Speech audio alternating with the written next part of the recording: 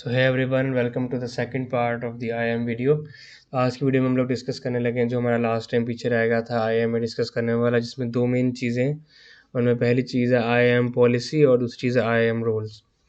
तो इन दोनों के बाद मैं आपको बताऊंगा कि कंसोल के अलावा क्या तरीका है जिससे आप AWS को एक्सेस कर सकते हो, जो कि मोस्ट यूज़ होता है आपकी इंडस्ट्री के अंदर और आप भी रियल लाइफ में जब काम करोगे AWS में आप वो इस्तेमाल करोगे। तो पहले हम बात कर लेते हैं आईएम पॉलिसी की। तो आईएम पॉलिसी बेसिकली एक डॉक्यूमेंट होता है जो आपको नज़र आ रहा है स्क्रीन की राइट साइड पे, जिसमें आप देखोगे एक जेसन डॉक्यूमेंट है। जेसन की जो फुल फॉर्म है वो है जावास्क्रिप्ट ऑब्जेक्ट नोटेशन। तो ये बेसिकली की वैल्यू पेयर्स का एक ऑब्जेक्ट होता है। तो आईएम पॉलिसी के जो मेन 3 पार्ट्स होते हैं वो उसका वर्जन होता है, ठीक है।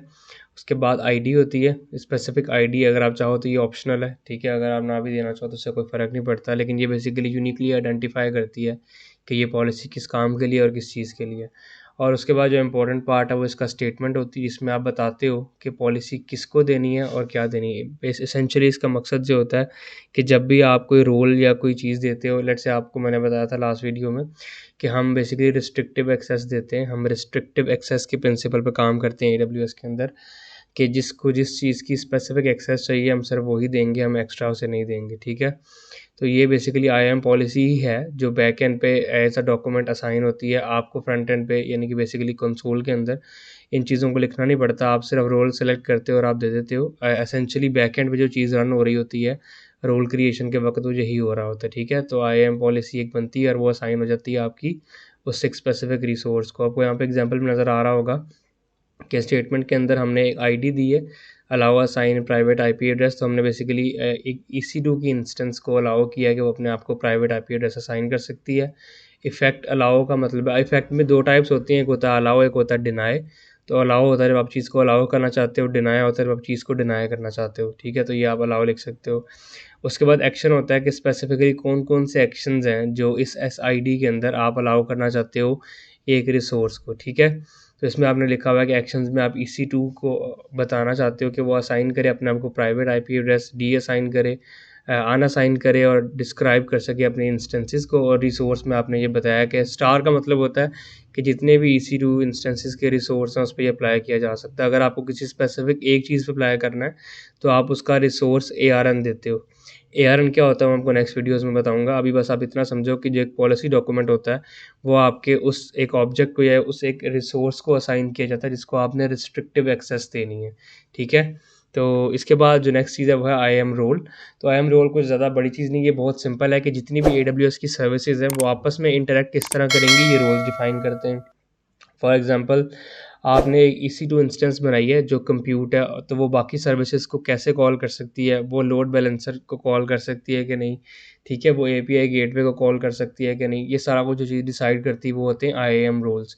तो मैं आपको भी दिखाऊंगा, एक डेमो भी मैं आपको करके दिखाता हूँ। उसमें क्या होता है, जब भी आप कोई AWS के अंदर रिसोर्स क्रिएट करते हो AWS उसको बाय डिफ़ॉल्ट एक रोल देता है। तो मैं आपको भी ये दिखाता हूँ। उस रोल में जो डिफ़ॉल्ट परमिशन होती है ना उस रोल की, वो होती हैं।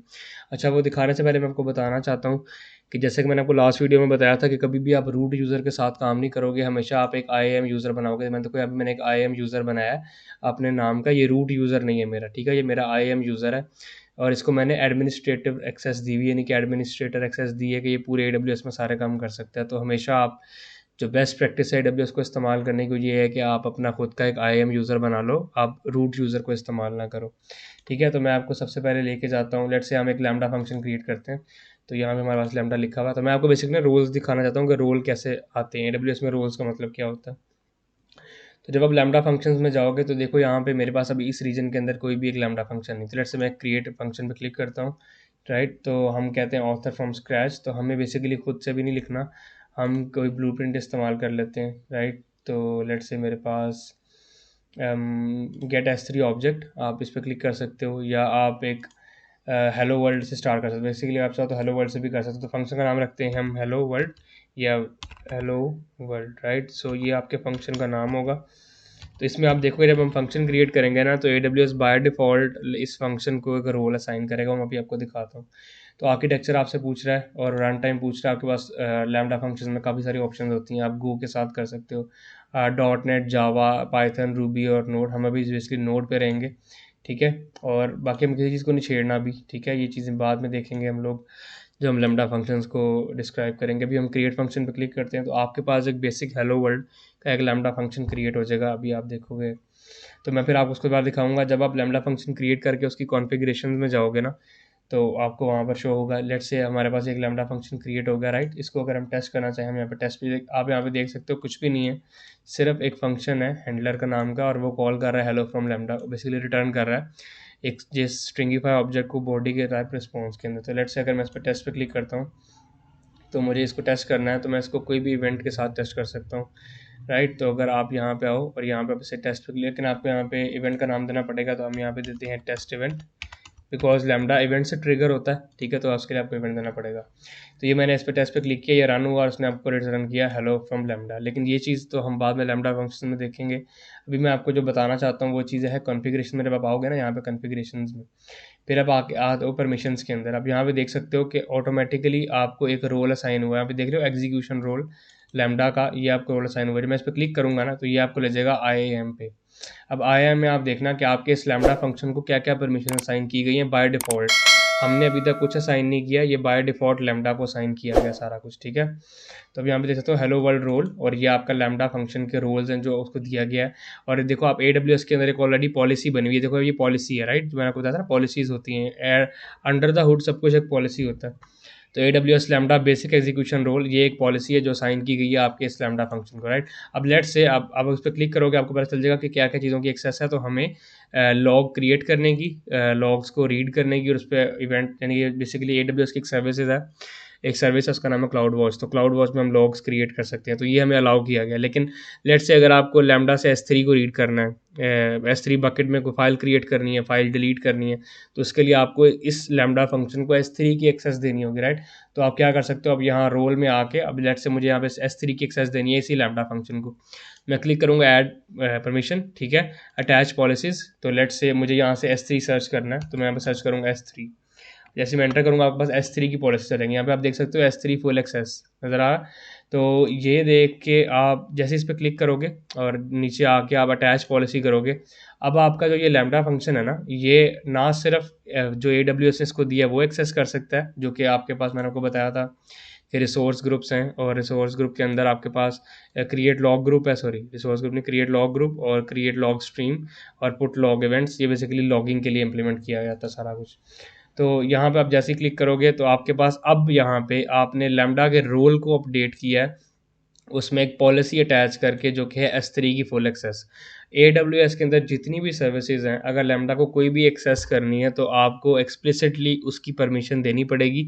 बाय डिफ़ॉल्ट लैम्डा के पास परमिशंस नहीं होती हैं उसे एक्सेस करने की। अगर आप करने की कोशिश भी करोगे तो वो आपको एरर दे देगा। तो ये पॉलिसीज़ और रोल में डिफरेंस है जो आपको पता होना चाहिए। इसके अलावा IAM के अंदर कुछ ज़्यादा खास नहीं बचता। आपके पास आइडेंटिटी प्रोवाइडर्स हैं, ठीक है। आप यहाँ पे अपना खुद का आइडेंटिटी प्रोवाइडर बना सकते हो। ये आपको मैं एज अ टास्क देना चाहता हूँ कि आप ये खुद करो। ये basically MFA multi factor authentication की चीज़ें। तो आप इन दोनों साइटिंग्स को एक्सप्लोर करो और चेक करो कि कैसे आप मल्टी फैक्टर ऑथेंटिकेशन कर सकते हो। उसके बाद क्रेडेंशियल्स की आप रिपोर्ट निकाल सकते हो। तो ये चीज़ें इतनी इंपॉर्टेंट नहीं है, तो आई थिंक आज के लिए इतना काफ़ी है। नेक्स्ट वीडियो से मैं आपको बताऊंगा कि ये तो अभी आप देखो, हम सारा कुछ अभी तक हम कंसोल में कर रहे हैं ना, तो कंसोल से बाहर निकल के कैसे चीज़ें एक्सेस होती हैं, कैसे चीज़ों पे काम किया जाता है, ये मैं अभी आपको बताऊंगा।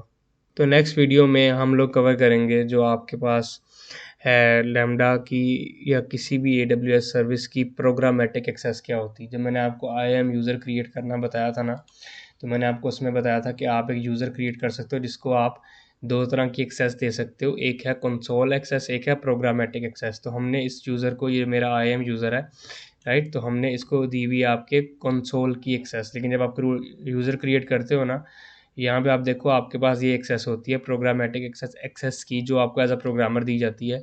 इसके थ्रू आप पूरा AWS को कंट्रोल करते हो, उसका CDK सॉफ्टवेयर डेवलपमेंट किट, उसका कमांड लाइन इंटरफेस, जितनी भी AWS की APIs हैं, चाहे आप इंफ्रास्ट्रक्चर एज कोड के थ्रू कर रहे हो, चाहे आप सर्वलेस के थ्रू कर रहे हो, हर चीज़ के लिए आप जो इंडस्ट्री में चीज़ इस्तेमाल होती है, जो आप रियल लाइफ में इस्तेमाल करते हो, वो ये चीज़ होती है प्रोग्रामेटिक एक्सेस।